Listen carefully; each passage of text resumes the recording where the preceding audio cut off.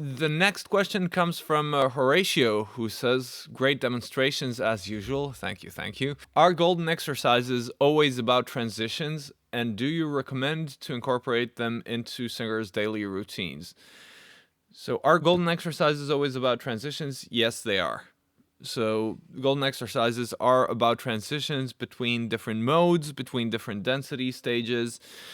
You're always practicing a transition with golden exercises. Do you recommend to incorporate them into singers' daily routines? Yes, because it depends which transition. So not every singer needs all the transitions. But most singers will not stay just in one mode and one density for all of their singing. So it's a good idea to practice well the transitions that you will be using a lot. If you happen to have any questions like this, we have an event coming up on the 8th of May. We will be organising a workshop. We will give a short hour-long presentation of CVT. And we will then do 4 coaching sessions, 15 minutes in length, and then do a question and answer. And that will be on Sunday, the 8th of May. The participation prize will be €32. And if you would like a coaching session in the workshop, that will cost €52. And to register for that, you would need to contact us directly. The passive participation, where you don't have a coaching, can be booked over www.rockvox.info. So Sunday, May 8th, the time is 6 p.m. Central European Summer Time. It will be super exciting. We will go through a general overview of the whole CVT method. Then you will also see us working with singers to help them solve their issues. So I think it will be super informative and a super cool way to get to know CVT and the way we work in coaching sessions. If you want to take part in that, we would absolutely love your support, and yeah, we'll see you there. The next question is from D. Banksy, who asks, so under lessons with you, how is it structured? Do we effectively have to start again with things we know? I've been picking lots of stuff up online for a while now. Is CVT a little bit like forget what you know, follow this method, or does support and basics translate okay? So part of our training is that we have to be able to work with people that have never heard of CVT before. It is possible to jump straight in with working on the song and communicate very specifically about certain parts of the song and how we can improve and make it easier to sing. It's also never like forget what you already know. No. If things work well, so if you are able to do something with your current technique and you like the sound of it and it's sustainable, so it doesn't cause you fatigue when singing that way, then that's fine, and you don't need to change it because you're now working with CVT.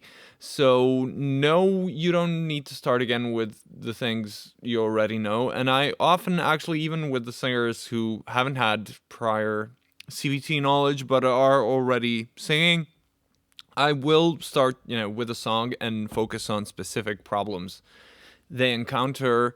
So it's not like we need to go through step 1 of whatever just because that's how the book starts or whatever. We basically dive into whatever your technical issue is right away. This is a cool video, but 2 different parts of the world. How did you guys meet? We met at CVI, Complete Vocal Institute, where we went to get educated as authorized complete vocal technique teachers. Yeah, and I mean, we're both in Europe, so it's not like it's worlds apart. No, it's not the entire different side of the world or anything, no. It's maybe 1,000 kilometers or so. Yeah. I drove to visit you a couple of years ago with 2 years ago now. Was it 2 years? 2020, yeah. It was 2 years ago. Yeah. And we'll meet up in person in about 1 month. Yeah. Woohoo! Yeah, so, that's how we met. We met in Copenhagen, Denmark. Yes. So then we have a message from Billy Baldwin, who asked, train vibrato. You should never train vibrato. It should be a natural byproduct of good singing technique. Yes. Which is something that is not uncommon opinion in the classical singing pedagogy. But, if we think about it this way, natural byproduct of good singing technique, are we saying that any straight note, so if I do an A,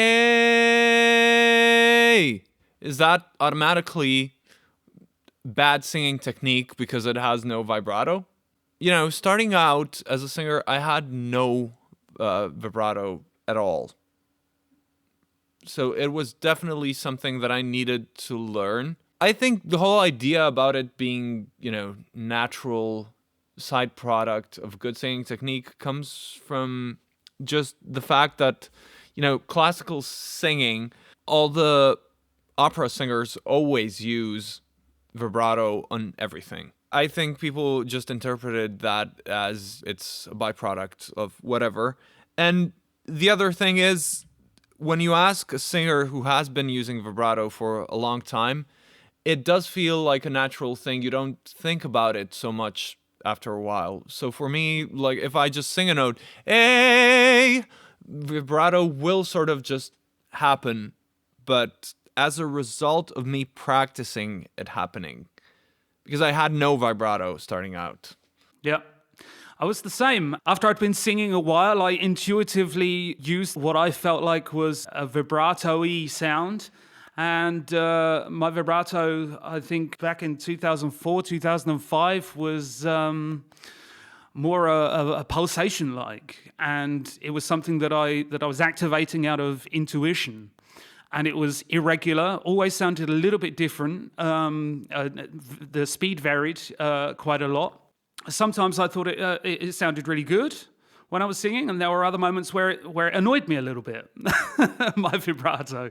When you actually train it, in my perspective, I noticed that my vibrato disturbed me less and less in my recordings, and that in some recordings I was actually using my vibrato within the rhythm of the song. In my opinion, quite an important thing to have a look at, learning how to vary these tempos and these speeds.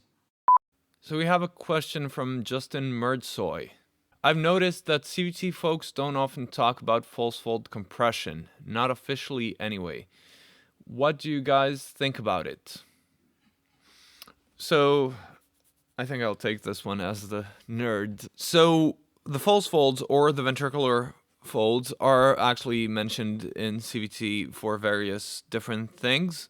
First of all, for the metallic modes, so for curbing, overdrive, and edge, you will in scopes see that the ventricular folds have a tendency to come together a little bit closer, not meeting up, but, getting closer to each other.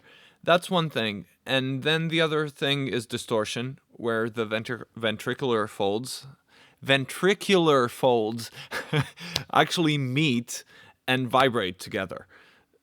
Which then sounds like, yeah. And, we call that distortion. It's definitely talked about in CVT. What do we think about it? I think it sounds fantastic and can be definitely done in a sustainable manner if you know how to perform that technique well. Agreed. Lovely fellas. I can easily maintain a high note like a B4 or a C5 in mixed voice, edge mostly. But when I start to add words, it seems like some of the consonants have the effect of destabilizing the voice and I end up in falsetto. Any tips on how to remedy this? Yes, consonant replacement. soften the consonants if possible, would be my first point of call. If you are ever struggling with something like this specific, then try and make the task that you're trying to improve on simpler. In the sense, remove all consonants first and add them word for word gradually. See which ones are the ones causing you to lose control the most, lose the stability the most. Would be my first tip. What do you say, Ivan? Yep, that, and go slow motion. So make sure that you get back to the right position after each consonant.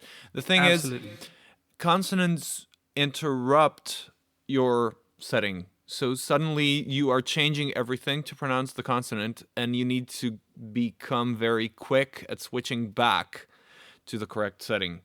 Practice that slowly and gradually speed it up. So with CVT, do you have to plan each song you want to sing so you know what modes you need to be in? Or do you get so good at it that you can sing any song and naturally go into the correct mode automatically? Do you get like muscle memory on the modes? Yes, and yes. Next question. Yeah, basically, plan. So you don't have to plan every song. It's not a fixed rule. If you have a song in your repertoire where you think, oh, I struggle with this song sometimes, it can be really helpful to analyze the song, really pay attention to what it is you're doing, to work out what part of the song is causing you the problems, the issues. If you're not having any problems singing the song, then Exactly. I was just about to say I view it as a problem-solving tool. So Exactly. if there is no problem, then you don't need to bother with it. no, you don't need to, but there's nothing to solve. Yeah, but if you do have a problem somewhere, then it's a good idea to map things out and plan how you're going to sing it. And in time, you do get better at it and create muscle memory that helps you instantly go into the right setting. This one comes from octaves.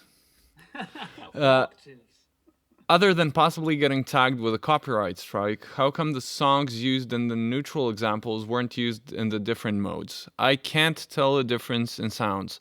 Nice that Aaron did it with his comparison of Meatloaf versus Mercury sound, since I'm assuming they were at similar pitches. Okay, so why didn't we use the same phrases for neutral and the other modes? Well, the difference comes from what we talked about with different modes requiring different vowels. So we were also trying to make the examples sound musical for the phrases that we were doing. So, oftentimes if we took a neutral phrase and just sort of did it in all the modes, it might not have been the most, nice example possible. I think my neutral example was the Pink Floyd Echoes, like, overhead the albatross hangs motionless upon the air. So if I did that in curbing, overhead the albatross hangs motionless upon the air. Maybe I'd want to go a bit higher in curbing though, because it's a weird held back feeling in this not so high part. So overhead the albatross hangs motionless upon the air would maybe make more sense. But then overdrive, I'd need to change the vowels a lot if I want to keep it all in overdrive. So, overhead the albatross hangs motionless upon the air.